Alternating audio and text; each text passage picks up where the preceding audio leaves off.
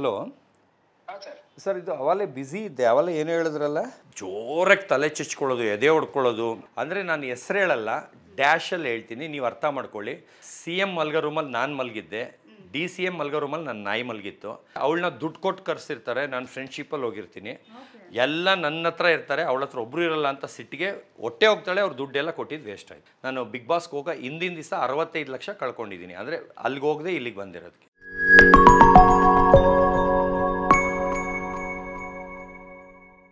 ಈ ಮಾಯೆ ಎಂಟರ್ಟೈನ್ಮೆಂಟ್ ಚಾನೆಲ್ಗೆ ಎಲ್ರಿಗೂ ಕೂಡ ಸ್ವಾಗತ.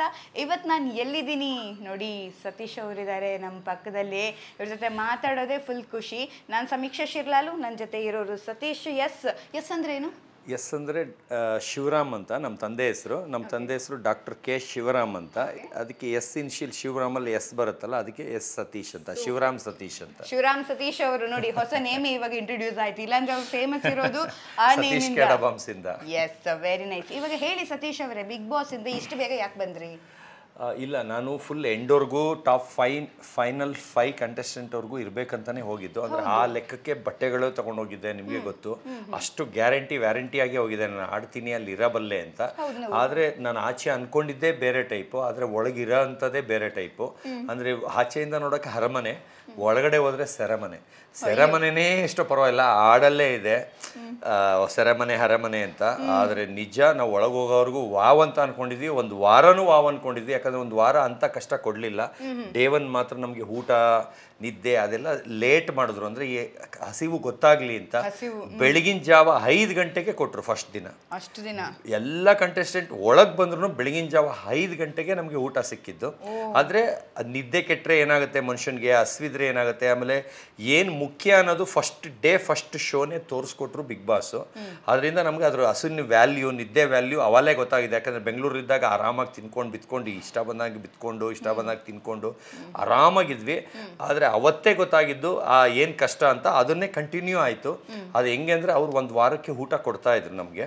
ಅದನ್ನೇನು ಮಾಡ್ತಾಯಿದ್ರು, ಎಲ್ಲ ಬೇಗ ಜಾಸ್ತಿ ಕ್ವಾಂಟಿಟಿ ಹಾಕ್ಬಿಟ್ಟು ಯೂಸ್ ಮಾಡಿಬಿಟ್ಟು 5 ದಿವಸಕ್ಕೆ 4 ದಿವಸಕ್ಕೆ ಖಾಲಿ ಆಗಂಗೆ ಮಾಡ್ಕೊಳ್ತಾ ಇದ್ರು.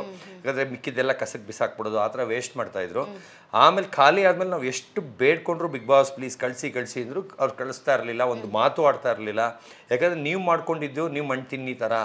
ಆಮೇಲೆ ಒಂದೊಂದು ದಿವಸಕ್ಕೆ ಇಷ್ಟೇ ಗೋಧಿ ಹಿಟ್ಟಿತ್ತು, ಅಷ್ಟಕ್ಕೆ ಇಷ್ಟೇ ಚಪಾತಿ ಆಗಿದ್ದು. ಅಂದರೆ ಸ್ವಲ್ಪ 18 ಜನಕ್ಕೆ ಒಂದೊಂದು ಚಪಾತಿ, 18 ಜನನೂ ಒಂದು ಚಪಾತಿಲಿದ್ದೀವಿ.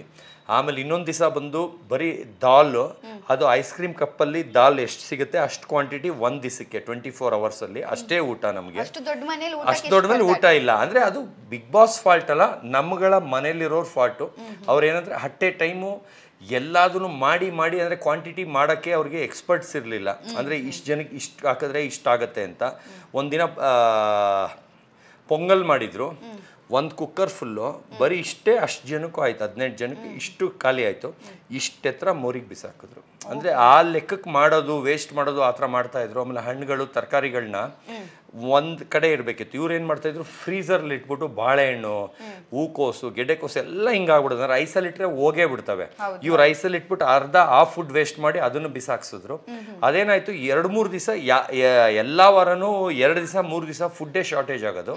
ಆ ಲೆಕ್ಕಕ್ಕೆ ಅವ್ರು ಫುಡ್ ಎಲ್ಲ ಖಾಲಿ ಮಾಡ್ತಾರೆ. ಓಕೆ, ಇವಾಗ ಬಿಗ್ ಬಾಸ್ ಮನೆಯಲ್ಲಿ ಈಗ ಎಲ್ಲ ಕಂಟೆಸ್ಟೆಂಟ್ಗಳನ್ನ ನಾವು ನೋಡ್ತಾ ಇದ್ದೀವಿ. ಈಗ ಇವಾಗಲೇ ಹೇಳೋಣ, ನಿಮ್ಮ ಒಂದು ಆಲೋಚನೆಯಲ್ಲಿ ಆ ಕಂಟೆಸ್ಟೆಂಟ್ಗಳ ಬಗ್ಗೆ ಒಂದು ಮಾತಲ್ಲಿ ಏನು ಹೇಳ್ತೀರಾ ಅಂತ. ಜಾಹ್ನವಿ ಅದೇ ಬ್ಯಾಲೆನ್ಸಿಂಗ್ ಆಗಿ ಇರ್ತಿದ್ರು, ಇಲ್ಲೂ ಒಳ್ಳೆಯವರು ಅಲ್ಲೂ ಒಳ್ಳೆಯವರು ಅಂತ. ಅಂದರೆ ಲಾಸ್ಟಲ್ಲಿ ಪಾಪ ಒಂದು ಚಿಕ್ಕ ವಿಷಯಕ್ಕೆ ಹುಡುಗಿಯಿಂದ ಕೆಟ್ಟವರಾದರು. ಆದರೆ ಅದಕ್ಕಿಂತ ಮುಂಚೆ ಸುಮ್ಮನೆ ಜಗಳ ಆಡೋರು, ಡ್ರಾಮಾ ಅನ್ಸೋದು. ಆದರೆ ನಮ್ಮ ಜೊತೆ ಎಲ್ಲ ಚೆನ್ನಾಗಿದ್ರು, ನಮಗೆ ಮರ್ಯಾದೆ ಕೊಡ್ತಾಯಿದ್ರು.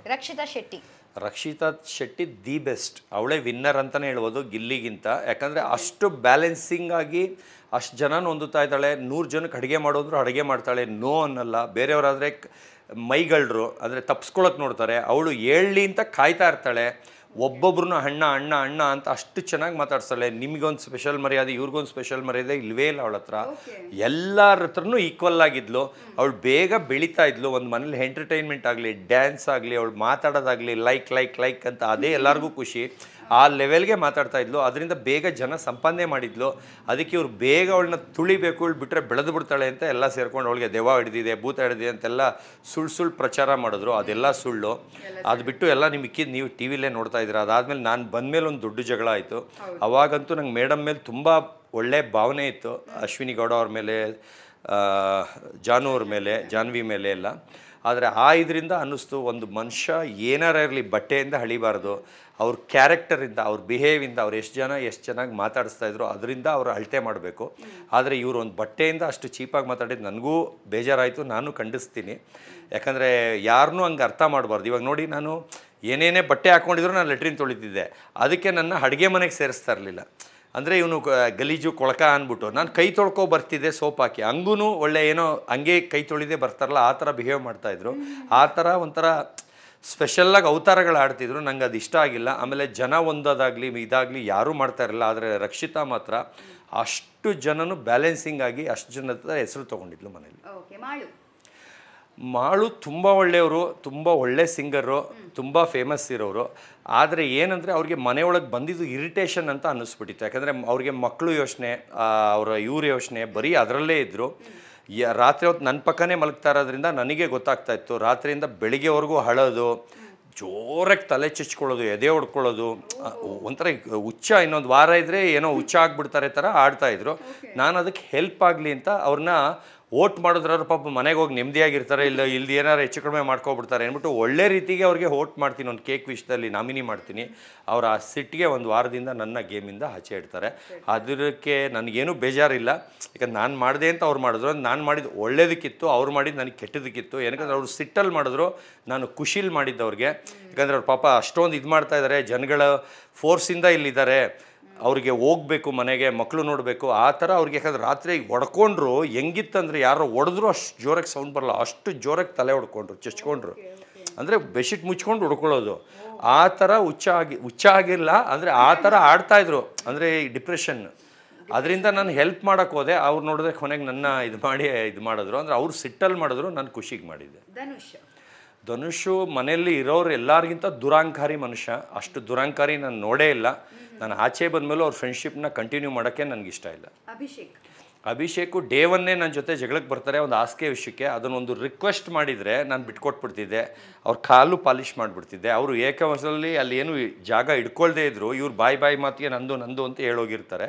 ಅಲ್ಲಿ ಏನು ಬಟ್ಟೆ ಇರಲ್ಲ, ನಾನು ಅದಕ್ಕೆ ಹಾಕ್ಕೊಂಡು ಅಲ್ಲಿ ಮಲಗಿರ್ತೀನಿ. ಬಂದ್ಬಿಟ್ಟು ನನ್ನ ಜಾಗ ಅದು ಹೇಳೋ ಅಂತ ಏಕವಚನದಲ್ಲಿ ಮಾತಾಡ್ತಾನೆ. ಅದನ್ನೇ ಆ ಜಾಗದಲ್ಲಿ ಅವ್ರು ರಿಕ್ವೆಸ್ಟ್ ಮಾಡ್ಕೊಂಡಿದ್ರೆ ಅವತ್ತೇ ಅವ್ರು ಒಳ್ಳೆಯವರು ಆಗ್ತಿದ್ರು. ನಾನು ಎದ್ಬಿಟ್ಟು ಜಾಗ ಬಿಟ್ಟು ಅವ್ರು ಯಾವ ಜಾಗ ಬೇಡ ಆ ಜಾಗದಲ್ಲಿ ಹೋಗಿ ಬಿತ್ಕೊತಿದ್ದೆ. ಅಶ್ವಿನಿ ಗೌಡ ನನಗೆ ತುಂಬ ಮರ್ಯಾದೆ ಕೊಡ್ತಾಯಿದ್ರು, ತುಂಬ ಮರ್ಯಾದೆ ಕೊಟ್ಟಿದ್ದಾರೆ. ಅವರೇ ನನಗೆ ಕ್ಲಾಪ್ಸ್ ತಟ್ಟಿಸಿದ್ದಾರೆ. ಮನೇಲಿ 3 ಸಲ ಕ್ಲಾಪ್ಸ್ ತಟ್ಟಿಸಿದ್ದಾರೆ. ಅಷ್ಟು ಜೆಂಟ್ಲು ವುಮೆನ್ ಅಂತ ಅಂದ್ಕೊಂಡಿದ್ದೆ. ಆದರೆ ಒಂದು ಹರ್ಷಿತಾ ಅವ್ರ ವಿಷಯದಿಂದ ಒಂದು ಚೂರು ಬೇಜಾರಾಯಿತು. ಅಶ್ವಿನಿ ಅವಳು ದುರಂಕಾರಿ, ಜಗಳಗಂಟಿ, ಬಜಾರಿ. ಮಾತೆತ್ತರೆ ಜಗಳಕ್ಕೆ ಬರ್ತಾರೆ. ಜಗಳ ಹಾಡಿಲ್ಲ ಅಂದರೆ ಅವ್ರಿಗೆ ನಿದ್ದೆ ಬರಲ್ಲ, ಅಷ್ಟು ಜಗಳಗಂಟಿ. ರಾಶಿಕಾ ಹಿಂಗೆ ಮಾತಾಡ್ಸಿದ್ರೆ ಗುರ್ರ ಅಂತಿದ್ರು. ಅದಕ್ಕೆ ನಾನು ಜಾಸ್ತಿ ಮಾತಾಡ್ಸ್ತಾ ಇರಲಿಲ್ಲ. ಆದರೆ 2ನೇ ದಿನಕ್ಕೆ ನಾನು ಅವ್ರ ಕನ್ಸಲ್ಲಿ ಬಂದಿದ್ದಂತೆ. ಅದರಲ್ಲಿ ಏನು ಬಂತು ಅಂದರೆ ನಾಯಿ ಕಾಲೇ ತುಚ್ಚೋಯ್ತಾಯಿತ್ತು ಅಂತಾರೆ, ಮಿಕ್ಕಿದ್ದು ಹೇಳೋದೇ ಇಲ್ಲ. ಅಂದರೆ ಏನು ಕನಸು ಬಂತು ಅನ್ನೋದೇ ಗೊತ್ತಿಲ್ಲ. ಯಾಕಂದರೆ ಸ್ಟಾರ್ಟಿಂಗ್ 1 ವೀಕ್ ಬರೀ ನಂದೇ ಟಾಪಿಕ್ಕು, ನಂದೇ ನಾಯಿ ವಿಷಯ, ಮನೆ ಫುಲ್ಲು ಬರೀ ಅದೇ ಮಾತಾಡ್ತಾಯಿದ್ರು. ಅದರಿಂದ ಅವಳಿಗೆ ಕನಸಲ್ಲಿ ಅದೇ ಬಂದುಬಿಡ್ತಂತೆ, ಅದೇನೋ ನಾಯಿದು. ಆದರೆ ಫುಲ್ ಸ್ಟೋರಿ ಹೇಳಲಿಲ್ಲ ಅವರು. ಚಂದ್ರಪ್ರಭಾ ತುಂಬ ಒಳ್ಳೆಯವರು. ನಾನು ಲಾಸ್ಟ್ ದಿನವರೆಗೂ ಅವ್ರನ್ನ ತುಂಬ ಹಚ್ಕೊಂಡಿದ್ದೆ, ತುಂಬ ಅಟ್ಯಾಚ್ಮೆಂಟು. ನಾವು ಯಾವತ್ತೂ ಜಗಳ ಆಡಿಲ್ಲ, ನನ್ನಿಂದ ಅವ್ರಿಗೆ ಯಾವತ್ತೂ ಇರಿಟೇಷನ್ ಆಗಿಲ್ಲ, ಏನೇನೂ ಆಗಿಲ್ಲ. ಆದರೆ ನಾವು ಆ್ಯಕ್ಟಿಂಗ್ ಮಾಡಿಕೊಂಡು ಡೇ ಒನ್ನಿಂದ ಮಾಡ್ತಾಯಿದ್ವಿ. ಅದನ್ನೇ ಇವರು ಲಾಸ್ಟಲ್ಲಿ ಅದೇ ನಿಜ ಅಂತ ಜನಕ್ಕೆ ತೋರ್ಸೋಕೆ ಹೋದರು. ನಂದು ಸುಳ್ಳು, ಅವ್ರದ್ದು ನಿಜ, ನಿಜವಾಗ್ಲೂ ತಲೆ ಕೆಟ್ಟಿದೆ ಅಂತ. ಅವ್ರಿಗೆ ಯಾವತ್ತೂ ತಲೆ ಕೆಟ್ಟಿರಲಿಲ್ಲ. ನಾವೊಂದು ಹೋಟ್ಲಲ್ಲಾಗಲಿ ಒಳಗಿದ್ದಾಗಲಾಗಲಿ ಬರೀ ಪ್ಲ್ಯಾನ್ ಹಾಕ್ಕೊಂಡು ಇದೇ ಕಂಟೆಂಟ್ ಆಗುತ್ತೆ ಅಂತ ಡ್ರಾಮಾ ಆಡಿದ್ದು. ಆದರೆ ಲಾಸ್ಟಲ್ಲಿ ಅವರು ಡ್ರಾಮಾನೇ ನಿಜ ಥರ ನಿರೂಪಣೆ ಮಾಡಿದ್ರು. ಅದು ನಂಗೆ ಸಿಟ್ಟು ಬಂದು ಲಾಸ್ಟ್ ದಿನ ನಾನು ಎಲ್ಲರ ಮುಂದೆ ಮಗನ ಮೇಲೆ ಹಣೆ ಇಟ್ಬಿಟ್ಟು ಹೇಳ್ಬಿಟ್ಟೆ. ಮಲ್ಲಮ್ಮ ತುಂಬ ಇನ್ನೋಸೆಂಟು. ಯಾವ ಲೆಕ್ಕಕ್ಕೆ ಇನ್ನೋಸೆಂಟ್ ಅಂದರೆ ಒಂದು 3 ಸ್ಟಾರ್ ಕೊಟ್ಟಿರ್ತಾರೆ, ಅದರಲ್ಲಿ ಹೀರೋ, ಝೀರೋ, ಇನ್ನೊಂದೇನೋ ಅಂತ. ಅದರಲ್ಲಿ ಯಾವುದಕ್ಕೂ ಏನು ಮೀನಿಂಗ್ ಅನ್ನೋದು ಮಲ್ಲಮ್ಮಗೆ ಗೊತ್ತಿರಲ್ಲ. ಅವ್ರು ಏನು ಮಾಡ್ತಾರೆ, ಎಲ್ಲರಿಗೂ ಕೊಡ್ತಾರಲ್ಲ, ಎಲ್ಲರೂ ಆಗ್ತಾ ಇರ್ತಾರೆ. ಝೀರೋಗೆ 3-4 ಬಂದಿರುತ್ತೆ, ಹೀರೋಗೆ 3-4 ಬಂದಿರುತ್ತೆ, ಎಲ್ಲರಿಗೂ ಇಷ್ಟಿಷ್ಟು ಬಂದಿರುತ್ತಲ್ಲ, ಇವ್ರದ್ದು ಸರದಿ ಬರುತ್ತೆ, ಇವ್ರಿಗೆ 3 ಕೊಡ್ತಾರೆ. ಅವರು ಹಿಂಗೆ ನೋಡ್ತಾರೆ, ಓ ಎಲ್ಲರಿಗೂ ಬಂದಿದೆ, ನಮ್ಮ ಸತೀಶ್ ಅವ್ರು ಇಷ್ಟು ಒಳ್ಳೆಯವರು, ಇವ್ರಿಗೆ ಇಲ್ವಲ್ಲ ಬಂದ್ಬಿಟ್ಟು ನನಗೆ ಹಾಕ್ತಾರೆ. ಆದರೆ ಅದು ನನ್ನ ಗ್ರಾಚಾರಕ್ಕೆ 0 ಬಂದಿರುತ್ತೆ. ಅವ್ರಿಗೆ 0 ಅಂದರೆ ಏನು ಮೀನಿಂಗ್ ಅಂದೂ ಗೊತ್ತಿರಲ್ವಂತೆ. ಆಮೇಲೆ ನಾನು ಮಾತಾಡಿಸಿದಾಗ ಗೊತ್ತಾಗುತ್ತೆ. ಅದನ್ನು ಹಾಕ್ಬಿಟ್ಟು ಹೋಗ್ತಾರೆ. ಎಲ್ಲ ಮುಗಿದ್ಮೇಲೆ ಅಮ್ಮ ನನಗೆ ಹಾಕಿದ್ರಲ್ಲ ಅದು ಏನು ಮೀನಿಂಗ್ ಗೊತ್ತಾ ಅಂತ. 0 ಅಂದರೆ ಏನು ಅಂದರೆ ವೇಸ್ಟ್ ಅಂತ ಹೇಳ್ತೀನಿ. ಅಯ್ಯೋ ಹೌದಾ, ನೀವೇ ಮನೇಲಿ ಎಲ್ಲರಿಗಿಂತ ಒಳ್ಳೆಯವರು, ನಿಮ್ಗೆ ನಾನು ಎಲ್ಲರಿಗೂ ಇತ್ತು, ನಿಮಗೆ ಯಾರೂ ಹಾಕಿಲ್ಲ ಅಂತ ಹೊಟ್ಟೆ ಹೊರ್ಕೊಂಡು ನೀವು ಒಳ್ಳೆಯವರು ಅಂತ ಹಾಕಿದೆ ಅಂದ್ಲು. ಆ ಇನ್ನೋಸೆನ್ಸ್ ಇದೆಯಲ್ಲ, ಅದು ನಂಗೆ ಖುಷಿ ಆಯಿತು. ಅವ್ರು 0 ಅಲ್ಲ, ಇನ್ನೂ 000 ಕೊಟ್ಟಿದ್ರು ನನಗೇನು ಬೇಜಾರಿಲ್ಲ. ಯಾಕಂದರೆ ಅವ್ರ ಇನ್ನೋಸೆನ್ಸಿಂದ ಗೊತ್ತಿಲ್ಲದೆ ಕೊಟ್ಟಿರೋದು. ಅವ್ರನ್ನ ನಾನು ಹೊಗಳಕ್ಕೆ ಕೊಡೋಕ್ಕೋಗಿ ಉಲ್ಟಾ ಕೊಟ್ಬಿಟ್ರು. ಯಾಕಂದರೆ ಅದ್ರ ಮೀನಿಂಗ್ ಗೊತ್ತಿಲ್ಲ. ಅದಕ್ಕಿಂತ ಮಲ್ಲಮ್ಮದು ಇನ್ನೊಂದು ಹೇಳ್ಬಿಡ್ತೀನಿ. ನನಗೆ ಇಷ್ಟು ಕತ್ತೆ ವಯಸ್ಸಾಗಿದೆ, ಇಷ್ಟು ಮನೇಲಿ ಅಮ್ಮ ನಿಮ್ಮ ಮಗಳಿಗೆ ಯಾರಿಗಾರು ಮದುವೆ ಮಾಡೋಂಗಿದ್ರೆ ಯಾರಿಗೆ ಕೊಡ್ತೀರಾ ಅಂದರೆ ನನಗೆ ಅಂದರು. ಏನಕ್ಕಂದರೆ ಆಫೀಸರ್ ಇದ್ದಂಗಿದ್ದೀನಿ ಅಂದರು. ಅದು ಏನು ಮಗಳಲ್ವಂತೆ, ಮಗಳಂತೆ, ಅಂದರೆ ಮೊಮ್ಮಗಳಂತೆ. ನಾನೇನು ಸೊಂಟದಲ್ಲಿ ಇಟ್ಕೊಂಡು ಹೋಗಲ್ಲ ಅಂತ ರೇಗಿಸ್ದೆ. ಅಂದರೆ ಅಷ್ಟು ಜನದಲ್ಲಿ ಅವ್ರಿಗೆ ಕಲ್ಚರ್ ಅಂತ ಅಫಿಷಿಯಲ್ ಅಂತ ಇಷ್ಟ ಆಗಿದ್ದು ನಾನಂತೆ. ಅದಕ್ಕೆ ನನಗೆ ಕೊಡ್ತೀನಿ ಅಂತ ಎಲ್ಲರ ಮುಂದೆ ಹೇಳ್ತಾಳೆ. ನನ್ನ ಮಗಳು ಮೊಮ್ಮಗಳನ್ನ ಸತೀಶ್ ಕೊಡ್ತೀನಿ ಅಂತ. ನಾನು ಹೇಳಿದೆ, ನಾನೇನು ಸೊಂಟಕ್ಕೆ ಎತ್ಕೊಂಡು ಹೋಗಲ್ಲ. ಅಂದರೆ ಅವ್ರ ಮಗಳೇ ಚಿಕ್ಕವಳಿರ್ತಾಳೆ, ಅದ್ರ ಮಗು ಅಂದರೆ ಇನ್ನೂ ಚಿಕ್ಕ ಮಗು ಇರುತ್ತೆ. ಆ ಥರ ನಕ್ಕೊಂಡು ಆ ಥರ ಎಲ್ಲ ಆಯಿತು. ಅಂದರೆ ಅಷ್ಟು ಇನ್ನೋಸೆನ್ಸ್, ಅವ್ರಿಗೆ ಗೊತ್ತಾಗಲ್ಲ, ಇರೋದೆಲ್ಲ ಓಪನಾಗಿ ಮಾತಾಡ್ತಾರೆ. ಅವ್ರು ತುಂಬ ಒಳ್ಳೆಯವರು. ಧ್ರುವಂತೂ ಮಿಸ್ಟರ್ ಪರ್ಫೆಕ್ಟ್ ಥರ ಬ್ರಾಕೆಟಲ್ಲಿ ಥರ ಅಲ್ಲ, ಅಷ್ಟೇ. ಗಿಲ್ಲಿ ಬಂದು ಕಾಮಿಡಿಲಿ ಎಕ್ಸ್ಟ್ರಾರ್ಡ್ನರಿ. ಅಂದರೆ ಅವರಷ್ಟು ಕಾಮಿಡಿ ಮಾಡೋರು ಯಾರೂ ಇಲ್ಲ. ಆದರೆ ಏನಂದರೆ ಜನ ಒಂದಲ್ಲ, ಜನದ ಕ್ಯಾರೆಕ್ಟರ್ನ ಅರ್ಥ ಮಾಡ್ಕೊಳ್ಳೋಕೆ ಟ್ರೈ ಮಾಡಲ್ಲ. ನಾವೇನಾರು ಹೇಳಿದ್ರೆ ಕೇಳಿಸ್ಕೊಳ್ಳೋ ಪೇಷನ್ಸ್ ಇಲ್ಲ. ಒಂದೊಂದಕ್ಕೂ ಅಡ್ಗಾಲ್ ಹಾಕೋದು, ಇದು ಮಾಡೋದು, ಕಟ್ ಮಾಡೋದು, ಅದೊಂದು ಕೆಟ್ಟ ಬುದ್ಧಿ ಅವರಲ್ಲಿದೆ. ಅದೊಂದು ಸರಿ ಮಾಡ್ಕೊಂಬಿಟ್ರೆ ಮಿಕ್ಕಿದ್ದೆಲ್ಲ ಒಳ್ಳೆ ಕ್ಯಾರೆಕ್ಟರ್ ಇದೆ. ಕಾವ್ಯ ಬಂದು ಫಸ್ಟು ಕನೆಕ್ಟ್ ಆಗಿಲ್ಲ. ಯಾಕಂದರೆ ಅವ್ರ ಜೊತೆ ಇದ್ದಾಗ ಅವ್ರ ಪರವಾಗೇ ಇರ್ತಿದ್ರು, ನನ್ನ ಮಾತಾಡ್ಸೇ ಇಲ್ಲ. ಅವ್ರದ್ದು ಕಟ್ ಆದಮೇಲಿಂದ ನನಗೆ ಮರ್ಯಾದೆ ಕೊಡೋಕ್ಕೆ ಸ್ಟಾರ್ಟ್ ಮಾಡ್ತಾರೆ. Very nice. ಇವಾಗ ನಾನಿಲ್ಲೊಂದು ಫೋಟೋ ನೋಡಿದೆ, ಅದನ್ನು ತೋರಿಸೋಣ ಮುಂಚಿತವಾಗಿ. ಇವರ ಹಾಲಲ್ಲಿ ಇದ್ದೀವಿ, ಸತೀಶ್ ಅವರ ಹಾಲಲ್ಲಿ. ಸೆಲೆಬ್ರಿಟಿಗಳಿಗೆ ಸೆಲೆಬ್ರಿಟಿ, ಅದು ನಮ್ಮ ಸತೀಶ್. ಏನಿದು ಸೆಲೆಬ್ರಿಟಿಗಳಿಗೆ ಸೆಲೆಬ್ರಿಟಿ ಅಂದರೆ, ಈಗ ಸೆಲೆಬ್ರಿಟಿ ಅಂದರೆ ನಿಮಗೆ hero, heroine, minister, Swamiji, cricketer. ಈಗ ಒಂದು ಫಂಕ್ಷನ್ಗೆ ಹೋದರೆ ಅಷ್ಟು ಜನದಲ್ಲಿ ಯಾರು 5-6 ಜನರು ಇದ್ದೇ ಇರ್ತಾರೆ. ಆದರೆ ಅವ್ರನ್ನೆಲ್ಲ ನೀವು ಸೆಲೆಬ್ರಿಟಿ ಅಂತ ನೀವು ಇದು ಮಾಡ್ತೀರಾ. ಅಂದರೆ ನಾನು ಹೆಸರು ಹೇಳಲ್ಲ, ಡ್ಯಾಶಲ್ಲಿ ಹೇಳ್ತೀನಿ, ನೀವು ಅರ್ಥ ಮಾಡ್ಕೊಳ್ಳಿ. ಒಂದು ಹೈ ಎಂಡ್ ಡಾಕ್ಟ್ರುಗಳ ಫಂಕ್ಷನ್ ಅಂದರೆ, ನಾನು ಓದಿರೋದು BCom ಬ್ರ್ಯಾಕೆಟು. ಆ ಫಂಕ್ಷನ್ಗೆ ಅದರದ್ದೇ ಆದ ಮಿನಿಸ್ಟ್ರು ಬಂದಿರ್ತಾರೆ, ಅದೇ ಆದ ಸ್ವಾಮೀಜಿ ಬಂದಿರ್ತಾರೆ, ಆಮೇಲೆ ಹೈ ಎಂಡ್ ಡಾಕ್ಟ್ರುಗಳು, ಸ್ಪೆಷಲಿಸ್ಟ್ಗಳು, ಇಷ್ಟು ಶುದ್ಧ ಓದಿರೋರು ಬಂದಿರ್ತಾರೆ. ಆಮೇಲೆ ಸ್ಟೂಡೆಂಟ್ಗಳು ಹೈ ಎಂಡ್ ಓದಿರೋರೆಲ್ಲ ಬಂದಿರ್ತಾರೆ. ಅಷ್ಟು ದೊಡ್ಡದು ಒಂದು NMKRV ಆಡಿಟೋರಿಯಮಲ್ಲಿ ನಡೆಯುತ್ತೆ ಜಯನಗರಲ್ಲಿ. ನನಗೇನಂದರೆ ಅದರಲ್ಲಿ ಅಧಿಕೃತವಾಗಿ ನಾನು ಅದರಲ್ಲಿ ಇರಲ್ಲ. ಯಾಕಂದ್ರೆ ನಾನು BCom ಬ್ರ್ಯಾಕೆಟು. ಆಮೇಲೆ ಅಲ್ಲಿ ಫಂಕ್ಷನ್ ಆಗ್ತಾ ಇರೋದು ನನಗೆ ಗೊತ್ತಿರಲ್ಲ. ನನ್ನ ಫ್ರೆಂಡ್ ಬಂದು ಅವ್ರ ಮನೇಲಿರ್ತಾರೆ, ಯಾರು ನಡೆಸ್ತಾರೆ ಅವ್ರ ಮನೇಲಿರ್ತಾರೆ. ಅವ್ರನ್ನ ಪಿಕ್ ಮಾಡೋಕ್ಕೆ ಅಂತ ಅವ್ರ ಮನೆಗೆ ಹೋಗ್ತೀನಿ. ಹೋದಾಗ ಏನಾಗುತ್ತೆ, ಅವ್ರು ಪರಿಚಯ ಮಾಡಿಕೊಡ್ತಾರೆ, ಈ ಥರ ಸತೀಶ್ ಕಡ ವಂಶದ ಹಿಂಗೆ ಒನ್ ನೈಟಲ್ಲಿ ವರ್ಲ್ಡ್ ನ್ಯೂಸ್ ಮಾಡ್ತಾರೆ, ಹಂಗೆ ಅಂತ. ಅವ್ರೇನು ಮಾಡ್ತಾರೆ, ರಾತ್ರಿ 9:30 ಅವ್ರ ಮನೇಲಿ ಇರ್ತೀವಿ. ಮೊಬೈಲಲ್ಲಿ ಅದು ಯಾವುದೋ ಆ್ಯಪಲ್ಲಿ ಒಂದು ಡಿಸೈನ್ ಮಾಡಿಬಿಟ್ಟು ನಂದು ಫೋಟೋ ಹಾಕ್ಬಿಟ್ಟು ನಾಳೆ ಬನ್ನಿ ಅಂತ ಕರೀತಾರೆ. ರಾತ್ರಿ 9:30 ನಾನು ಸೋಷಿಯಲ್ ಮೀಡಿಯಲ್ಲಿ ಅದನ್ನು ಹಾಕ್ಕೊಳ್ತೀನಿ. ಬೆಳಿಗ್ಗೆ 10 ಗಂಟೆಗೆ ಹೋಗ್ತಿದ್ದಂಗೆ ನನ್ನ ಮುಂದೆನೇ ಆ ಮಿನಿಸ್ಟ್ರು ಹೋಗ್ತಾರೆ, ಅದಕ್ಕೆ ಸಂಬಂಧಪಟ್ಟಿದ್ದ ಮಿನಿಸ್ಟ್ರು ಹೋಗ್ತಾರೆ. ಅವರಿಂದ 8 ಜನ ಒಳಗೆ ಹೋಗ್ತಾರೆ. ಆಮೇಲೆ ನನ್ನ ಕಾರಲ್ಲಿ ನನ್ನ ಫ್ರೆಂಡನ್ನ ಕಳಿಸ್ತೀನಿ, ಒಳಗೋಗಿ ನೋಡ್ಕೊಬ ಕ್ರೌಡ್ ಹೆಂಗಿದೆ ಅಂತ. ಓಲ್ ಆಡಿಟೋರಿಯಂ ಖಾಲಿ ಇರುತ್ತೆ. ಒಂದು 10-20 ಜನ ಮುಂದೆ ಇರ್ತಾರೆ, ಸ್ಟೇಜ್ ಮೇಲೆ ಒಂದು 10-20 ಜನ ಇರ್ತಾರೆ ಅಷ್ಟೇ. ಆಮೇಲೆ ಏನು ಮಾಡ್ತಾರೆ, ಮೇಡಮ್ಮು ಯಾರು ನನ್ನ ಕರೆದಿರ್ತಾರೆ, ಸರ್ ನೀವು ಎಂಟ್ರಿ ಕೊಡಿ ಅಂತಾರೆ. ಮೇಡಮ್ ಬೇಡ, ನಿಮ್ದು ಏನಿದೆ ಪ್ರೊಸೀಜರ್ ಮುಗಿಸ್ಕೊಂಬಿಡಿ, ಆಮೇಲೆ ಬರ್ತೀನಿ ಅಂತೀನಿ. ಇಲ್ಲ ಏನಾಗಲ್ಲ ಬನ್ನಿ, ಬೇಡ ಮೇಡಮ್ ಅಂತೀನಿ. ಅಂದರೆ ನನಗೆ ಗೊತ್ತು, ನಾನು ಹೋದಾಗ ಏನಾಗುತ್ತೆ ಅನ್ನೋದು ನನಗೆ ಗೊತ್ತು. ಹೇಳ್ತೀನಿ, ಅವ್ರು ಅರ್ಥ ಮಾಡ್ಕೊಳ್ಳಲ್ಲ. ಬನ್ನಿ ಅಂತ ಫೋರ್ಸ್ ಮಾಡ್ತಾರೆ. ನಾನು ಕಾರಿಂದ ಇಳಿತಿದ್ದಂಗೆ ಅಲ್ಲಿ ಎಲ್ಲ ಓಡಾಡ್ತಾಯಿದ್ರು. ಅಂದರೆ ಯಾರಿಗೂ ಇಂಟ್ರೆಸ್ಟ್ ಇಲ್ಲ ಅವ್ರ ಭಾಷಣ ಕೇಳೋಕ್ಕೆ. ಅದಕ್ಕೆ ಒಳಗೆ ಒಬ್ಬರು ಇಲ್ಲ, ಎಲ್ಲ ಆಚೆ ಓಡಾಡ್ಕೊಂಡಿದ್ದವರು ಫುಲ್ಲು ಬಂದ್ಬಿಡ್ತಾರೆ. ಆಮೇಲೆ ಆ ಲೆವೆಲಿಗೆ ಮೀಡಿಯಾ ಬಂದಿದೆ ಅಂತ ಅವ್ರಿಗೆ ಗೊತ್ತಿರಲ್ಲ. ಯಾಕಂದರೆ ಅವ್ರಿಗೆ ಒಂದು ಮೀಡಿಯಾನೂ ಬಂದಿರಲ್ಲ. ಮಿನಿಸ್ಟ್ರಿಗಾಗಲಿ ಸ್ವಾಮೀಜಿಗಾಗಲಿ ಇವ್ರಿಗಾಗಲಿ ಒಂದು ಮೀಡಿಯಾ ಬಂದಿರಲ್ಲ. ನಾನು ಹಿಂದಿನ ದಿವಸ ಪಾಂಡೋ ಡಾಗ್ನ ಕರ್ಕೊಂಬರ್ತಾ ಇದ್ದೀನಿ ಅಂತ ಹಾಕಿರ್ತೀನಿ. ಅದೇ ಥರ ಅವರು ಹೆಸರು ಹಾಕಿ ಎಲ್ಲ ಮಾಡಿ ಕಳಿಸಿರ್ತಾರೆ. ಆ ಪಾಂಡೋ ಡಾಗ್ನ ಕರ್ಕೊಂಡು ಹೋಗಿರ್ತೀನಿ. ಫುಲ್ ಹಿಂದೆಯಿಂದ ಬಂದು ಫುಲ್ ಹೌಸ್ಫುಲ್ ಆಗುತ್ತೆ. ಆಮೇಲೆ ಎಲ್ಲೆಲ್ಲಿದ್ದರೂ ಮೀಡಿಯಾ ಎಲ್ಲ ಅವಳು ಮರೀಚಿಕೆ ಥರ ಎದ್ದು ನಿಂತ್ಕೊಬಿಡ್ತಾರೆ. ಏನು ನನ್ನ ಮಕ್ಕಳು, ನಾನು ಬಂದಿದ್ದಕ್ಕೆ ಹಿಂಗೆ ಬಂದಿಲ್ಲ, ಈ ನನ್ನ ಮಗ ಯಾವನ ನಾಯವನು ಬರ್ತಾವನು ಇವನಿಗೆ ಈ ಲೆವೆಲ್ಗ ಅಂತ ಫುಲ್ಲು ಜನ. ಹಂಗೆ ಮೀಡಿಯಾ ಹಂಗೆ ಸ್ಟೇಜ್ ಮೇಲೆ ಹತ್ತಕ್ಕೋದ್ರು. ಅವರು ಸ್ಟೇಜಿಂದ ಇಳಿಸ್ಬಿಟ್ರು ಎಲ್ಲರನ್ನೂ. ಆಮೇಲೆ ಎಲ್ಲ ಮಿನಿಸ್ಟ್ರು, ಸ್ವಾಮೀಜಿ, ಡಾಕ್ಟ್ರುಗಳು ಎಲ್ಲ ನಿಂತಿರ್ತಾರೆ, ಕೈ ಕಟ್ಕೊಂಡು ಹಿಂಗೆ ನಿಂತಿರ್ತಾರೆ. ಅಷ್ಟು ಜನದ ಮುಂದೆ ಓಲ್ ಈವೆಂಟ್ನ ನಾನು ನನ್ನ ನಾಯಿ ಕೇಕ್ ಕಟ್ ಮಾಡಿ ಲಾಂಚ್ ಮಾಡ್ತೀನಿ. ಆಗ ನಾನೇನು ಅಂದ್ಕೊಂಡಿದ್ದೆ ಅದಾಗ್ಬಿಡುತ್ತೆ. ಕೇಕ್ ಕಟ್ ಮಾಡ್ತಿದ್ದಂಗೆ ಆ ಮಿನಿಸ್ಟ್ರು ಹಂಗೆ ಹೊಟ್ಟೋಗ್ತಾರೆ, ಸಾರಿ ಸಾರ್ ಅಂತ, ನಾಯಿನ ಕೆಳಗೆ ಬಿಟ್ಬಿಟ್ಟು ಸಾರಿ ಸಾರ್ ಅಂತ ಕೈ ಕೊಡ್ತೀನಿ. ಯಾಕಂದರೆ ಇದಾಗುತ್ತೆ ಅನ್ನೋದು ನನಗೆ ಮುಂಚೆನೇ ಗೊತ್ತಿತ್ತು. ಯಾರಿಗೇ ಆಗಲಿ, ಇವಾಗ ನಿಮ್ಮ ಫೀಲ್ಡಲ್ಲಿ ಪ್ರೆಸ್ಸಲ್ಲಿ ಯಾರು ಫೇಮಸ್ ಇರ್ತಾರೆ ಅವರಿಗೆ ನೀವು ಫಸ್ಟ್ ಪ್ರಿಫರೆನ್ಸ್ ಕೊಡಬೇಕು. ಇಲ್ಲ ನಿಮ್ಮದು ಮಿನಿಸ್ಟ್ರಿಗೆ, ಪ್ರೆಸ್ ಮಿನಿಸ್ಟ್ರು ಯಾರು ಇರ್ತಾರೆ ಅವ್ರಿಗೆ ಕೊಡಬೇಕು. ಬಿಟ್ಬಿಟ್ಟು ಯಾರೋ ನಾಯಿ ಮಾರೋ ಒಂದು ಕೈಲಿ ಓಲ್ ಇವೆಂಟನ್ನ ಓಪನಿಂಗ್ ಸೆರೆಮನಿ ಮಾಡಿಸಿದ್ರೆ ಅವ್ರಿಗೆ ಅವಮಾನ ಮಾಡ್ದಂಗೆ. ಅವ್ರು ಹಂಗೆ ಸ್ಟೇಜ್ ಬಿಟ್ಟು ಹೋಗ್ತಾರೆ, ನಾನು ಸಾರಿ ಸಾರ್ ಅಂತ ಕೈ ಕೊಡ್ತೀನಿ. ಆಮೇಲೆ ಲೇಡಿಗೆ ಹೇಳ್ತೀನಿ, ನೋಡಿ ಇದಕ್ಕೆ ನಾನು ಬರಲ್ಲ ಅಂತ ಹೇಳಿದ್ದು ಅಂತ. ತೋರಿಸ್ತೀನಿ, ಇಲ್ಲೇ ತೋರಿಸ್ತೀನಿ. ಅದು ಇಲ್ಲ, ಅದು ನಮ್ಗೆ ನಂಬಿಕೆ ಇದೆ. ಬಟ್ ಆ ಒಂದು ಪೊಸಿಷನ್ ಅನ್ನ ನೀವು ಕ್ರಿಯೇಟ್ ಮಾಡಿರೋದು ಹೇಗೆ? ಜನಗಳು ಮೇಡಮ್, ಇವಾಗ ಬಳ್ಳಾರಿಗೆ ಹೋಗಿದ್ದೆ, ಮಂಗ್ಲಿ ಸಿಂಗರ್ ಬಂದಿದ್ರು, ಆಮೇಲೆ ಇಲ್ಲಿ ಇಬ್ಬರು ಕನ್ನಡ ಸಿಂಗರ್ಸ್ ಬಂದಿದ್ರು. ಅವರು ಬಳ್ಳಾರಿ ಉತ್ಸವ ಅಂತ ಫಂಕ್ಷನ್ಗೆ, ಅವರು 21st ಅವ್ರು ಬಂದಿದ್ರು, 22nd ನಾನು ಬಂದಿದ್ದೆ. 21st ಬಂದು 3000 ಜನ ಸೇರಿದ್ರು, 7-8 ಮೀಡಿಯಾ ಬಂದಿತ್ತು. ಆದರೆ ಪಕ್ಕದ ರೋಡ್ಗೂ ನ್ಯೂಸ್ ಆಗಲಿಲ್ಲ, ಬರೀ 3000 ಜನ ಅವ್ರ ಮನೆಯವ್ರು ಮಾತಾಡ್ಕೊಂಡಿದ್ದಾರೆ ಅಷ್ಟೇ. ನಾನು ನೆಕ್ಸ್ಟ್ ಡೇ ಬಂದು CM ಮಲ್ಗೋ ರೂಮಲ್ಲಿ ನಾನು ಮಲಗಿದ್ದೆ, DCM ಮಲ್ಗೋ ರೂಮಲ್ಲಿ ನನ್ನ ನಾಯಿ ಮಲಗಿತ್ತು. ನನಗೆ ಪೊಲೀಸ್ ಜೀಪ್ 4, 2 ಗನ್ ಮ್ಯಾನು ನನಗೆ ಸೆಕ್ಯೂರಿಟಿ ಕೊಟ್ಟಿದ್ದು. ನಾನು ಫೀಲ್ಡ್ಗೆ, ಆದರೆ ಅದಕ್ಕಿಂತ ಮುಂಚೆ ಬೆಳಗ್ಗೆ 7 ಗಂಟೆಗೆ ಟಿಫನಿಗೆ ಕರೀತಾರೆ DC ಬಂಗ್ಲಾಲಿ, DC ಮನೆಗೆ, ಗೌರ್ಮೆಂಟ್ ಬಂಗ್ಲಾಲಿ.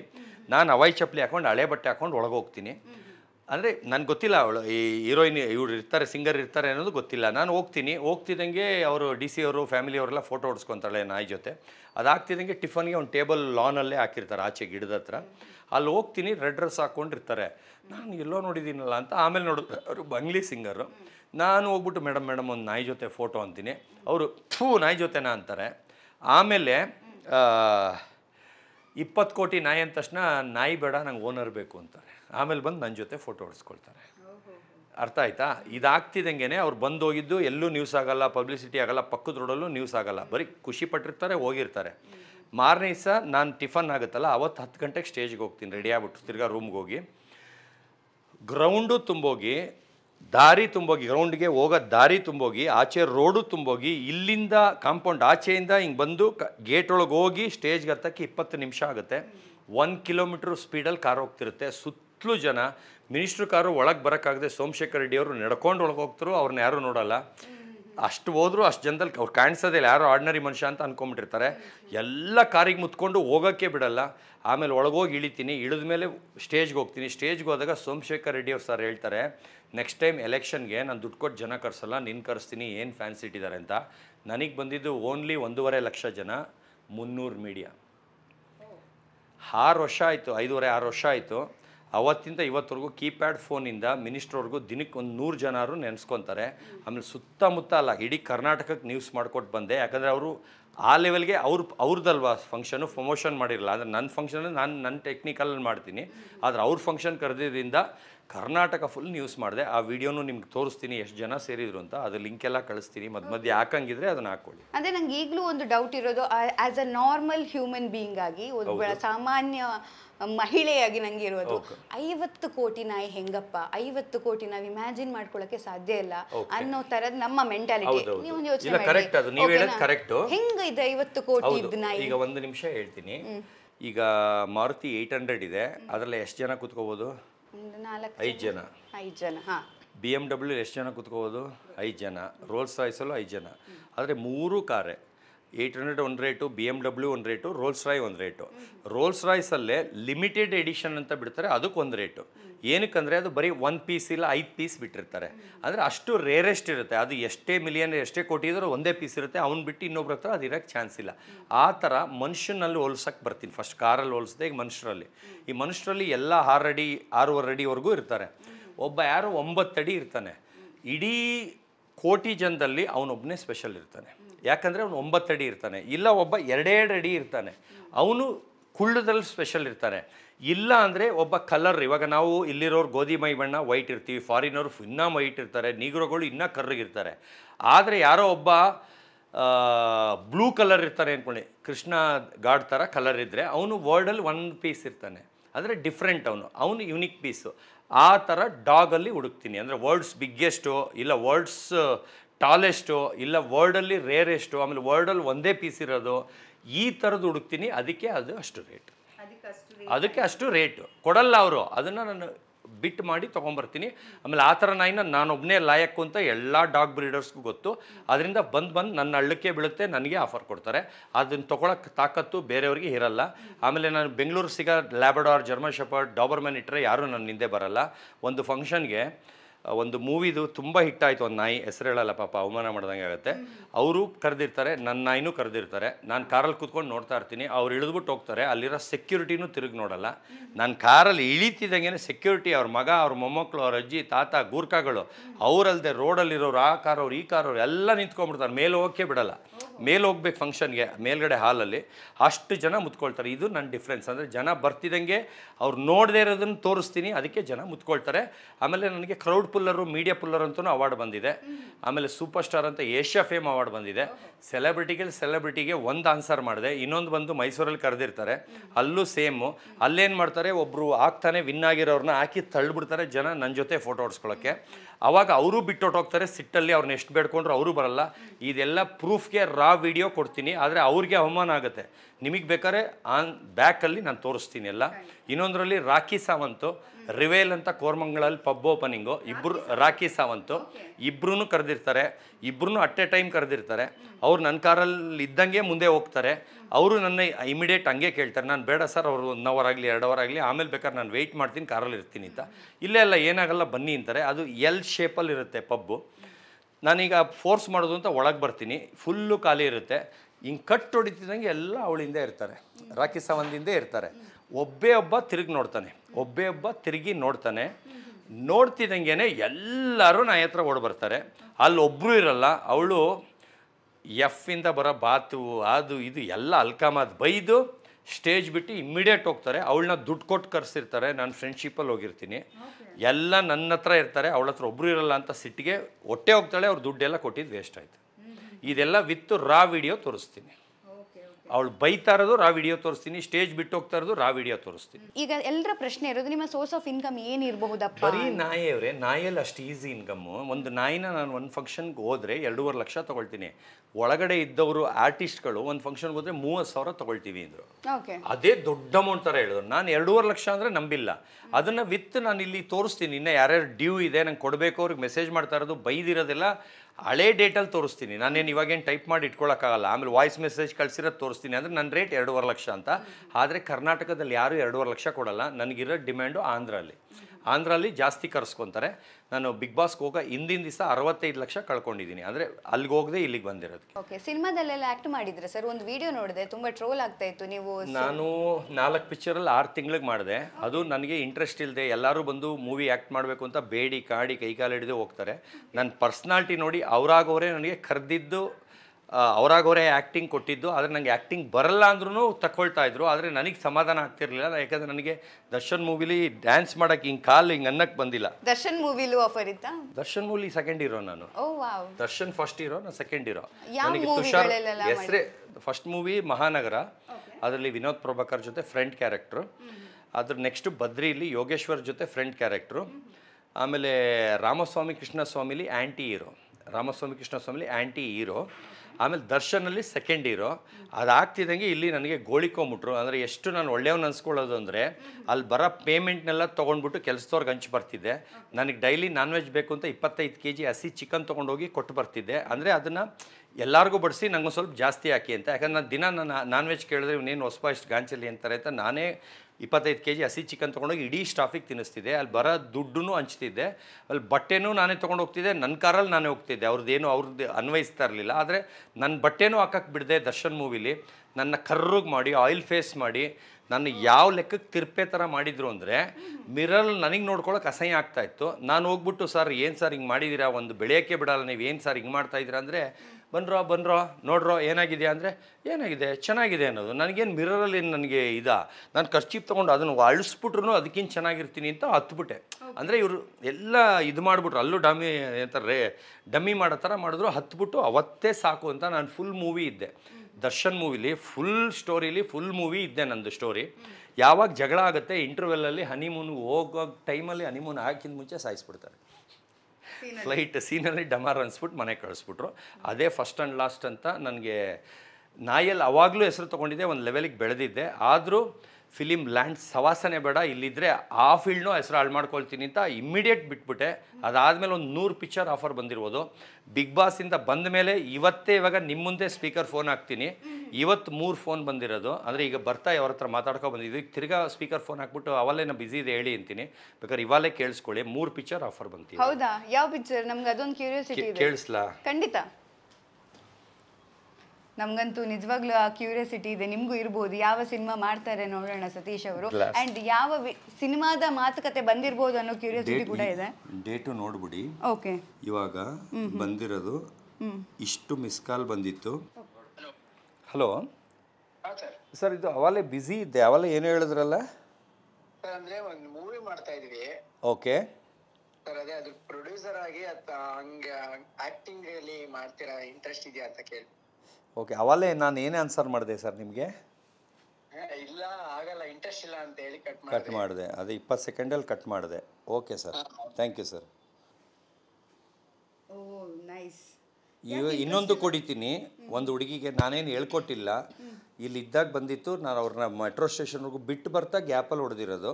ಈಗ ಇನ್ನೊಂದು ಹೊಡಿತೀನಿ. 100 ಪಿಕ್ಚರ್ ಮೇಲೆ ಆಫರ್ ಬಂದಿದೆ ನನಗೆ. ನೀವು ಯಾರು ಹೇಳಿದ್ರು ನಂಬಲ್ಲ. ನಿಮ್ಗಳಿಗೆ ಸಿಟ್ಟಿದೆ ನನಗೆ.